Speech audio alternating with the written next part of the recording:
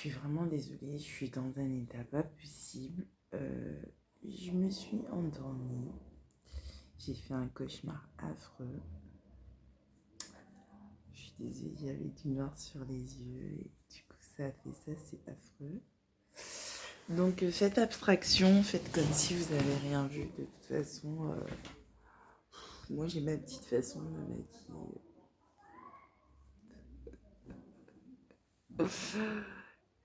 Alors en fait là je fais une vidéo. Alors j'ai changé de coiffure en fait, j'ai plus mes tresses. J'ai fait un lissage japonais, je sais pas si vous connaissez, donc ça donne ça quand les cheveux sont attachés. Je vous montrerai aussi une autre version assez sympa quand ils sont bien lâchés. Alors aujourd'hui je fais une vidéo parce que je vous avais expliqué en fait que moi ma vie c'était assez incroyable. Je vous avais expliqué sur l'autre adresse. J'avais fait des vidéos par rapport à des gens qui avaient été antisémites, antéchrist avec moi. Et donc je disais, en fait, j'expliquais que vraiment la Deuxième Guerre mondiale n'est pas aussi loin qu'on le pense. Les antisémites et les antéchrists ne sont pas si loin qu'on le pense. Ils sont toujours là dans les rues, ils sont toujours là un peu partout à faire des complots pas possibles pour détruire les véritables Hébreux, les véritables enfants de Dieu. Et si vous voulez tout savoir, ceux qui se sont fait emmener aux Antilles, beaucoup d'entre eux, au moins un dixième d'entre eux, au moins un quart d'entre eux, voire la moitié d'entre eux, étaient des véritables Hébreux. Donc ils avaient des origines métisses, ils avaient des origines hébreues et égyptiennes, d'autres hébreux et indiennes d'Inde. Et beaucoup se sont fait attraper et se sont fait donc emmener dans les Antilles et dans les dom-toms et machin chouette et tout. Et en fait, j'aimerais vous expliquer qu'en fait, les mêmes qui ont fait ces choses-là, c'est-à-dire arabes, portugais, espagnols, vous mettez tout cela dans le même lot. En fait, les trois, là, espagnol, portugais et arabes, ils sont dans le lot. Après, il y a toujours des fils de pute qui viennent un peu les rejoindre un peu de partout, notamment dans les blacks qui les ont soutenus pour vendre les propres autres blacks. Donc c'est pour ça que ces blacks-là, je les appelle pas des blacks, je les appelle des traîtres et des judas. Donc en fait, pourquoi je fais cette vidéo aujourd'hui? Parce que je suis dans un centre CHRS où il y a beaucoup de femmes. Donc c'est un lieu en fait qui est destiné uniquement aux femmes en fait. C'est un centre, un foyer pour femmes. De toute ma vie en fait, jamais l'État ne m'a aidé pour avoir un appartement ou un logement. J'ai 41 ans et ça ne fait que quelques mois en fait qui me dépanne et bien sûr je paye un loyer. Donc c'est pas gratuit et je fais pas de commerce dans cet endroit ni de prostitution, je ne prends pas de drogue, je ne fume pas, je ne nuis pas à la réputation ou à l'honneur de mes voisines sans raison pour mon propre bénéfice. Mais ce que je vois en fait ici est tellement égarant et effarant qu'il faut absolument que j'en avertisse toute la population. En fait, il se passe concrètement que quand vous fermez la porte d'une de ces chambres de centre CHRS, ils ont la possibilité de toucher à votre âme et à votre esprit. Et ça, c'est vraiment du jamais vu, parce que ça veut dire qu'on est vraiment, vraiment en danger en tant qu'enfant de Dieu.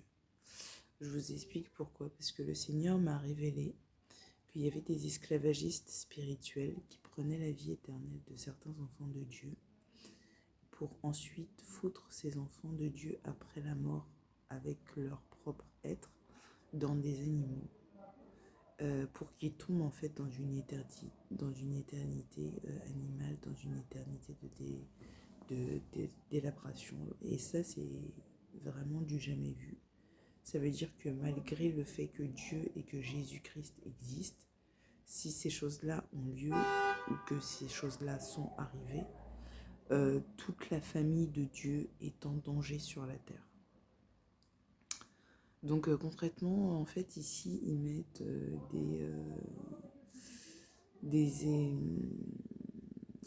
comment on appelle ça, des aimants en fait sur les portes, les aimants spirituels en fait, pour arracher les âmes des enfants de Dieu. Et donc j'imagine qu'ils les arrachent pour pouvoir les récupérer et s'en habiller comme le loup s'habille de la peau de la brebis quand il a fini de la manger. Et c'est exactement ce qui se passe concrètement, moi, en fait, dans les lieux de chambre à cartes magnétiques. Je me sens pas à l'aise de fermer la porte. C'est-à-dire que je me sens enfermée, mal à l'aise et je me sens pas bien.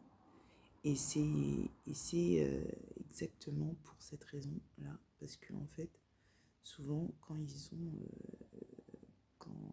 détiennent en fait des personnes dans des chambres de ce genre, ils ont la possibilité de toucher en fait à leur spirit.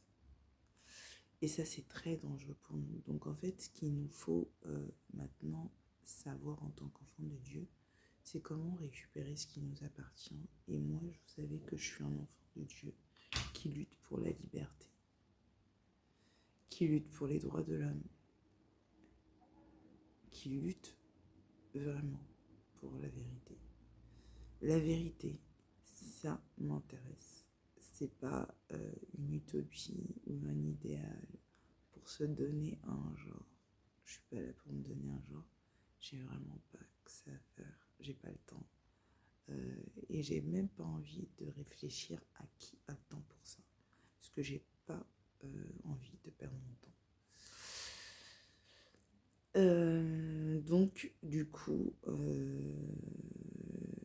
je fais un rêve et je vois une femme du centre CHRS qui dit à ma mère: de toute façon, ta fille, même si c'est un enfant de Dieu, tu la reverras pas.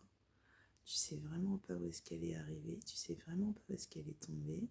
Ta fille, si on veut, on en fait ce qu'on veut. Et en fait, ce qu'ils savent pas, c'est que moi, je suis un enfant de Dieu qui connaît où se trouve Abraham en ce moment, qui sait où se trouvent les prophètes, qui sait la méchanceté de cette femme, qui connaît la profondeur et l'humiliation que cette femme a quand elle se retrouve devant Dieu, qui sait que cette femme en fait n'est pas grand-chose et que c'est pour ça qu'elle est aussi misérable devant Dieu.